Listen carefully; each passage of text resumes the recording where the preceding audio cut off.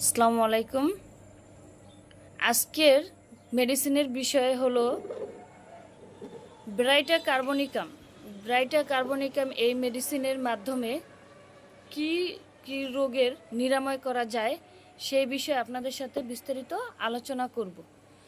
তো আলোচনার প্রথম পূর্বেই বলে যাচ্ছি যে যাদের আমার কথার সাথে মিলে যাবে তারা অবশ্যই ডাক্তারের সাথে যোগাযোগ করে সঠিক নিয়মে মেডিসিন গ্রহণ করুন এবং সুস্থ থাকুন।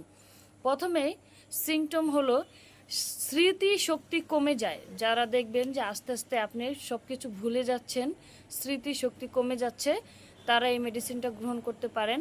এবং কানে কম শুনে, কানের ভিতরে তীক্ষ্ণ শব্দ, শো শো শব্দ হয়, যারা কানের ভিতরে দেখবেন এরকম শব্দ হয় তারা এই মেডিসিনটি গ্রহণ করতে পারেন। মাঝে মাঝে নাক দিয়ে রক্ত পড়ে, বিনা কারণে মাঝে মাঝে নাক দিয়ে রক্ত বের হয় এবং দাঁতের মাড়ি থেকে রক্ত বের হয়, এবং দাঁতের মাড়ি থেকে রক্ত বের হলে মুখে প্রচণ্ড গন্ধ হয়। আর এগুলো সময় গরম খাবার খেলে আপনার এই রোগগুলো বৃদ্ধি পায়। আর প্রস্রাবের সময় প্রচণ্ড জ্বালা পোড়া হয় প্রস্রাবের স্থানে। আর মহিলাদের ক্ষেত্রে ঋতুস্রাব অল্প পরিমাণে হয়ে থাকে এবং ঋতুস্রাবে দুর্গন্ধ থাকে।